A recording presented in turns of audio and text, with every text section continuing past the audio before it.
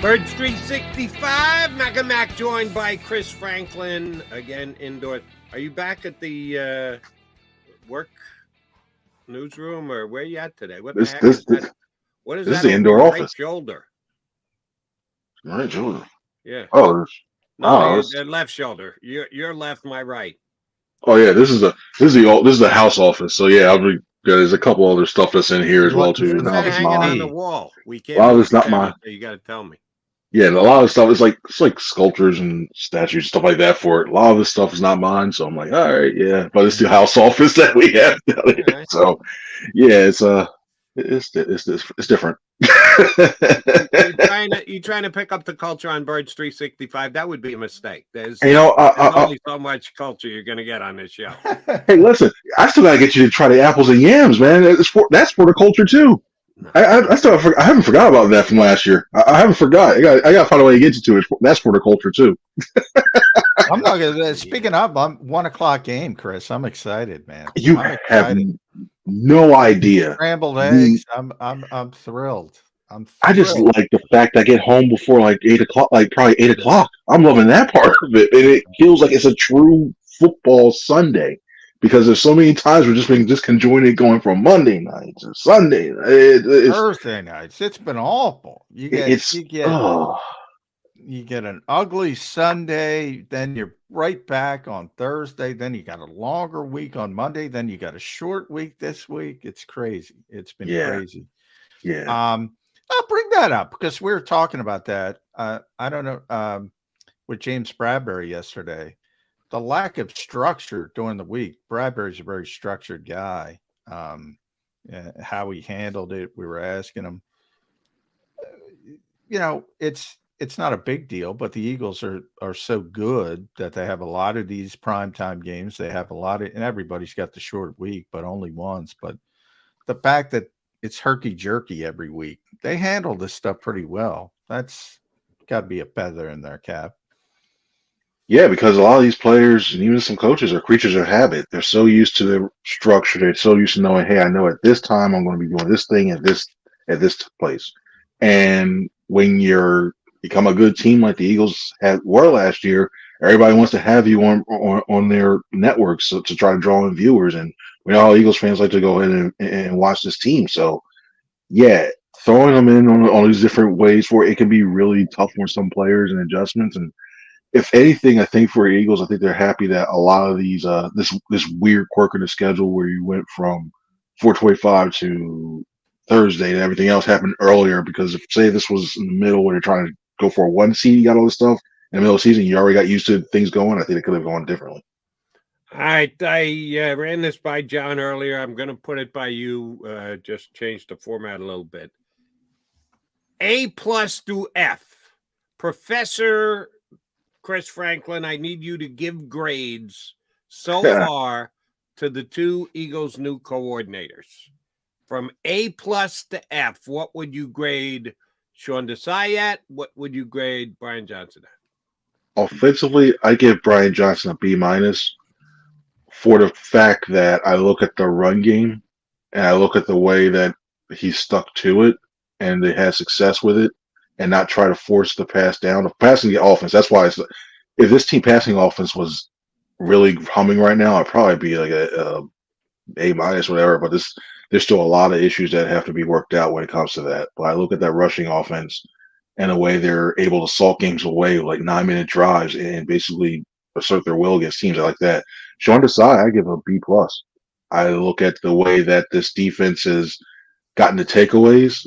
Schematically, when you see what they're doing, granted, I know it's when you look at the quarterbacks they played at, there's not the world beaters, but what basically given what you play against, and you look at the way that they slowed down a lot of these teams stuck with men one dimensional, and then when they get ahead, they basically just play with that shell and keep everything in front of them, not give up too many big plays. Well, I think that's where they're playing within the scheme. So I got it written down right here. People probably can't see it. B+ for Sean Desai, B- for the offense quarter Brian Johnson. Exact. Yeah, or Brian. I give him both Matthew 23. I give them both a B+ at this point. I think they've both been really solid. but I give Sean the advantage because of expectations. The offense was supposed to be good. There was a lot more questions on the defensive side, 5 new starters and all that. So I give him a slight edge. But I don't think Brian's getting enough credit. Yeah, the passing game hasn't clicked, obviously, Chris. But I mean, if it did, what would they be at? 650 yards a game? I mean, what they're getting 475 yards a game. All right, it's on the ground, but doesn't that count? This is Philadelphia. All people talked about for years is run the football, run the football. Now they're running the football. They want to pass the football. What the hell's going on? I think also when you look situationally at some of the things, I look at stuff like the fourth down they had early on their first drive, and I look at the red zone offense. I look at little things like that. I think that's what's also setting things back as well too. And then for the defense, why I think it's Desai's gotten a little bit higher grade as well too is usually when you put implementing defenses in, you usually take a little bit of while. It takes you a while to get used to it, probably until around this point of the season. And the fact that they've been humming the way they have been, I look at that, especially at interior defensive line. When you look at that, it's been pretty impressive what he's been able to do, come in and do this well so far. So that's where I got it. I think mainly for offensively is the red zone and some of the play calls. You reminded me, 9:22 to close the game. The 9:22-minute offense to close the game. And then I'm sure you saw, and this blew my mind, the first time since 1950, the Eagles have produced 425 plus total yards and 200 plus rushing yards in consecutive games. Since 1950, I don't think this is a bad offense. It's an unconventional offense in the modern NFL, but I think Brian's taking too much heat. That's and not that B minus is not grade. taking heat, John. Not B minus is giving a I'm grade. Not talking, I would not say. I'm not talking about you guys specifically. B minus is not a bad grade. That's what I was about to say. But I think overall he's taking way too much heat. And it's bizarre to me because of the framework of this city and what they believe in and running the football. I typically laugh at that. You can't run the football. Well, the Eagles are running the football. They should be excited about it. I don't sense the excitement about it. Is that just because of the presence of A.J. Brown, Devontae Smith, Dallas Goedert? I think the weapons help, and I think when you look at the passing, the expected continued development of Jalen Hurts in that, and you're looking at the potential big plays that this offense can make through the air. I think that's what people are looking at, because when you see teams like the Miami Dolphins and you see the Chiefs and you see the points and the yards are getting through the air and putting that up, you're like, well, we have better weapons than that one too. If I'm an Eagles fan, I'm like, well, we have better weapons than some of those, like arguably the same as the Dolphins. And that's what I think. Besides Travis Kelce, I think better than Chiefs. So you're thinking like, wait a minute, why aren't we doing it? It's a different look. And I'll say this too. I don't think that. I think Brian Johnson is a really good coordinator. I think he's trying to still find his way a little bit, and I think that this comes with time and experience, getting back to used to what the teams are doing and these new looks that they're throwing at this offense. I think that's also what's going towards it. Yeah, Chris said it. I don't have the numbers. I don't have them in front of me. Maybe you could grab them real fast, John. One of the things I have been disappointed in why I have Johnson at a B minus is red zone. And I know the red zone can be slightly misleading, like the final possession, the 9-minute, 22-second possession that ended at the 4-yard line or whatever. That's considered a red zone non-conversion, which is BS, because they didn't need to convert. They didn't want to convert. They just wanted to run out the clock. But I think the Eagles are in the bottom half of red zone possessions so far this year. That's why the Bucs were in the game. They're 25th. Yeah. You know, it's interesting, and I mentioned this to Jody earlier, Chris. They're almost a carbon copy of each other. The defense and the offense. They're both good running, run support on defense. The Eagles are first. Running game, the Eagles are second on offense. Points per game, they're 7th on offense. They're 9th on defense. third down offense is the one differential. They're fifth on offense, but they're 25th on defense. Red zone, they're 25th on offense, 26th on defense. It's almost a carbon copy, offense and defense. But that red zone, I talked to Nick about that because Mike McDaniel's been all the rage in the NFL. Nobody has ever used more motion than the Miami Dolphins. And the Eagles don't use any motion. I mean, they just don't like motion. Is that where we should be looking at the coaching staff? And that's more of a Nick Sirianni thing. They do not believe in motion. I think motion is a good indicator for me. I think it's a good indicator to what the coverage is going to be. But usually when you're in that deep red zone, you pretty much know what is going to happen in there. Like it's rare you see a lot of teams use a lot of zone in that aspect because, it's a lot of quick passes in there. You want to play a lot of man. So honestly, would it be nice to see a little bit more? Yeah. I mean, it's just to throw the looks off. Even if you know the formation, you show the formation beforehand, you just have somebody on the other side just say, hey, look at this. Oh, wait. You just move them across the field just to give them a different look and just run the same run play. Something like that. Okay, yeah. But I think a lot of the indicators I think sometimes when you run it just to run it, just looking like sometimes Wall Street's like, okay, then you may put somebody out of position. I know it has to be, and that does go back still to coaching. So I'm not too much worried about how much motion or the lack thereof of the motion so far, but I think it's going to be one of those things where you're going to have to throw a variant in here somewhere, and I'm trying to find the reason I say this is like a 3-year thing now. I mean, Nick doesn't use motion; he doesn't like it, and when you see McDaniel creating these matchups with all this motion, and you say, well, Eagles fans look at Miami. Why can't we be Miami? Is that why you can't be Miami? Because they're not doing that kind of stuff. Well, I also think when you look at Miami too, I think they're a lot. I think they have more speed on the outside too. So when you use that motion, you get the threat of possibly doing a jet sweep or anything else like that for it to gain advantage on the edge too. So I think they use that as part of their packages, because especially when if you say like Tyreek Hill or when healthy Joe Waddle going across and you don't know which way, you got to go on the fly with his speed and try to adjust his defense quickly. I think that works for them. I think when you look at the Eagles, you don't have that burner. Quez Watkins is like pretty much your only burner that you have.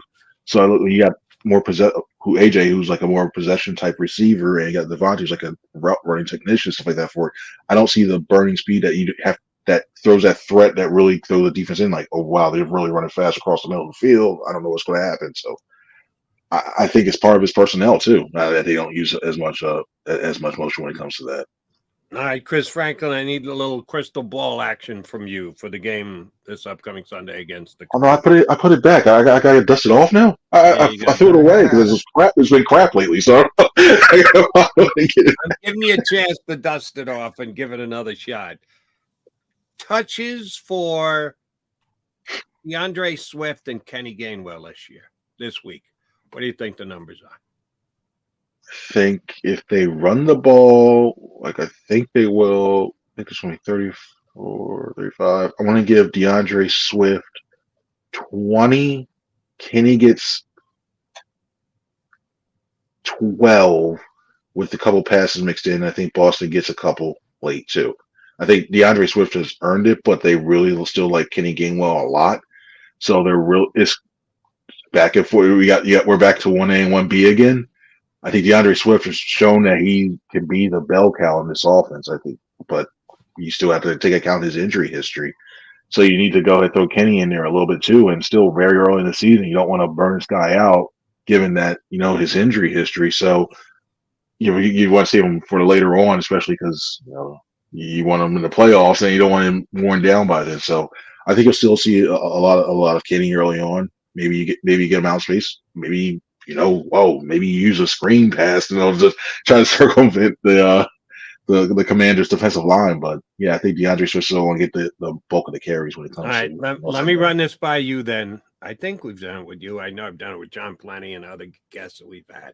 My theory of there will be a day this year where an Eagles running back is held out of the game because of load management, that they are healthy. and that they They've been stay. doing that lot of load management for Rashad Penny thus far. Yeah, Yeah. that's not quite the load management I'm referring to. But I'll go so far as I'm going to give you the week, okay, Franklin? Okay, I want to hear this one. Yeah. They beat the Commanders this week. They beat the Rams the next week. They beat the Jets the week after that. The Dolphin-Eagle game for me is about a toss-up right about now. So you can call it a win or call it a loss. For the purposes of my load management theory, I need to call that one a win. So they beat Miami, and they're going to Washington 7-0 for week 8. Load management, although he rushes 18 times for 100 yards the week before in the win against Miami, you do not see Mr. Swift against Washington, that he is specifically sat after the Eagles get out to a 7-0 start. You buy it? I don't see James Harden or Joel Embiid on that bench anymore. Yeah. Load management. I admire Jody's son. I admire his dedication. But Greg Popovich ain't showing. Nick Sirianni will not ever say, "Oh, this opponent's crappy. We can afford to rest." He doesn't have to. That it's because Washington stinks. But you're giving that way. You don't say it out loud. We can win without DeAndre Swift against the Commanders. You don't have to. The point is, know it, and Franco don't know it. The point is, everybody knows it. If we know it, everybody knows it, and his locker room knows it. So obviously, he's not going to announce it, but he understands how that looks. Yeah, you're not doing that. The only low manage that's going to come is on week 17 if they know the seed there are already, and then everybody's standing on the sideline with their caps and just looking that way, and we see Rashad Penny and Boston Scott running all that time. That's the only time I think we really can. It's amazing because DeAndre's been tremendous. So I'll give you the chicken. Jody gave you his theory. I'm going to give you my chicken or egg theory. The offensive line, DeAndre Swift. DeAndre's at, I believe, 308 yards in essentially 2 games because he barely played in week 1. I got 2 touches, I think.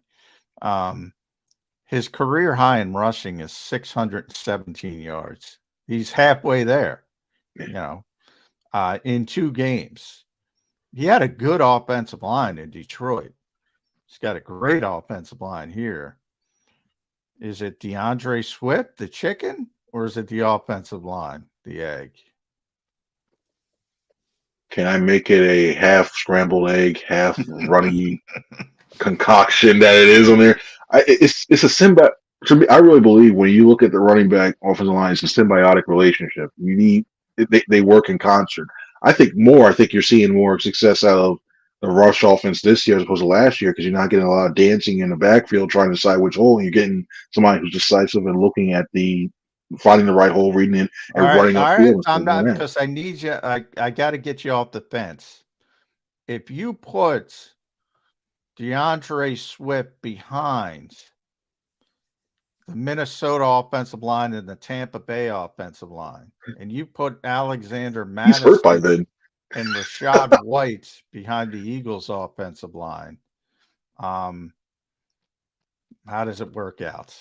Oh yeah, what's the name? I think DeAndre Swift is probably cursing everybody out if he's with the Vikings offensive line right there. So yeah, I guess in that scenario, I think you go look at the offense. I think Madison would actually look decent. I think Madison would be somewhere near that one too. So yeah, maybe not as good as DeAndre, but they would look good. Rashad White would look good.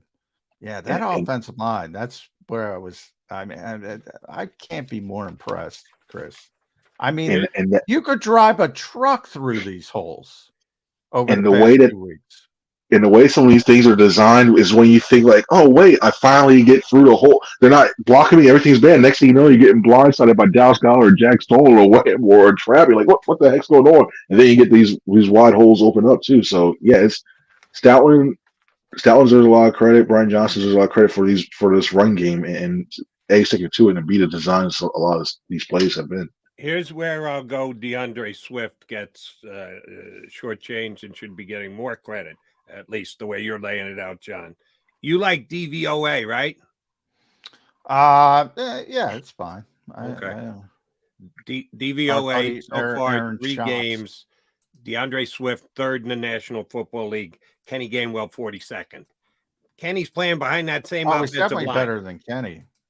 Definitely better than Kenny. Yeah, but that again, and you'll see it, and Aaron will tell you if Aaron was here. Small sample size. Like the 9-minute and 22-second drive. We'll use that as an example.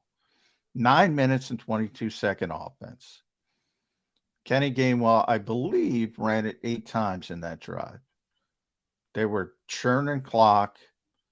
That's very successful.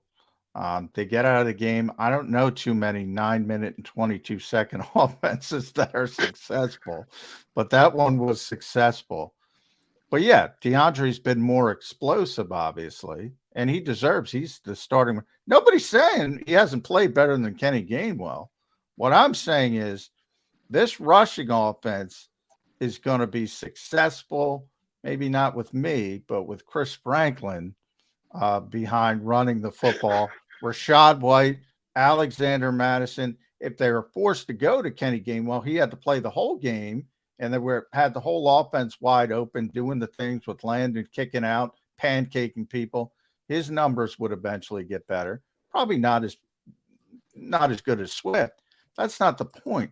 The point is this offensive line can make and Jalen Hurts is a part of that as well, even though he hasn't gotten going in the running game because he manipulates the spacing and all that kind of stuff. This offensive line is something else, is my point. Yeah, only time I'm running is going to be a QB sneaks. I can't run around that edge or run the zone read anymore, man. I'm done. Done. Yeah. And by the way, Jalen Hurts, is it just the opposing defenses? And Dallas Goedert talked about it yesterday, the exotic looks, and they expect that to slow down against Washington, more familiar. Is it just the looks they've been getting? Because he's been penned up in the running game. He has. Yeah, I really do, because it's like they're mushing around those edges too. So when you're trying to declare like who's the read guy, who's not, it's hard to tell because you got one guy coming on the outside, and then just before him you got another guy sneaking on the other side. So when you think, okay, it's right to pull the ball, next thing you know, you see a defender on the other side too. They're throwing a lot of different mixes on those edges, and I think that's really not making him as effective as he was in the last couple of years running that play. And that's why I think, circling back to the other thing, that's why I think it's going to be more important that he really starts to continue this passing offense too. Because if you're taking that part away from him, we know tush push is going to be there, but if you're taking that part of his game away, that's why I think you have to become a more of an effective passer, because you start doing that more and more. They can't keep bringing these extra guys or start mushing a little bit. They got to worry about dropping back into coverage now. So, yeah, their teams are playing them definitely different. With Washington, I wouldn't be surprised if they take some of those concepts. They mostly stick with their base defense, but maybe take a couple of those concepts, say on first and second down, and try to incorporate them here and there, mix up their looks a little bit too. All right. I went hot take on you guys with my load management stance, which I've been floating for at least 6 weeks now. So I'm not moving off it. And the only thing I need to slightly adjust was I thought that Rashad Penny was the most likely candidate because even though DeAndre Swift has an injury history, Rashad Penny's got this much further in injury history. So I've had to kind of change my focus to DeAndre, and him being as good as he is does make it easier to project a load management day. Chris Franklin, you want to jump on the Britton Covey gets a touchdown bandwagon this week? Come on, he's having this great year as a punt returner, actually gets to the house. Either as you get points if he catches a touchdown pass, because as of right now, he's wide receiver 4, unless Quez comes back, which we don't know is going to happen. So, and are you willing to wager on a Britton Covey touchdown this week? I think you got to get 25, 30 to 1, John, at least, right? Yeah, I got to check my wagering website. It's never had one, so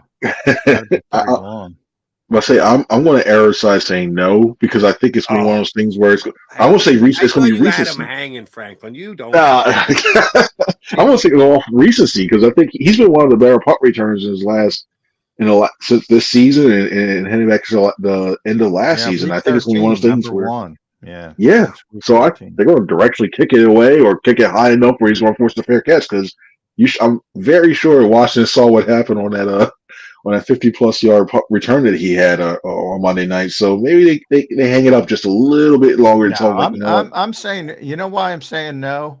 Trust Way. The one advantage Washington has in this game, they got a really good punter, really good. So he not only kicks you know what happens when you get a really good punter every once in a while. Guy out kicks his coverage. No, that happened on the 50-yard return that Covey got this past week.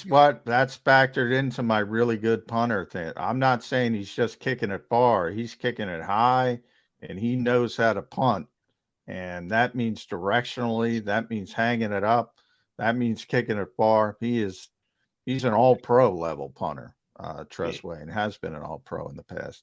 Nobody cares about punters, but yeah, Jake Camarda's got a big leg. He was just booming it as far as he could and gave Britton a bunch of space. Trustway is savvy. He's gonna give his coverage people a chance. So I'm gonna go not this week for Britton. Maybe next week. If he gets in this week, guess what? Here's a hot take. It's going to be as a receiver, Chris Franklin. That's what I thought, because he gets any score. It's any time score. It doesn't have to be punt. It can be receiver.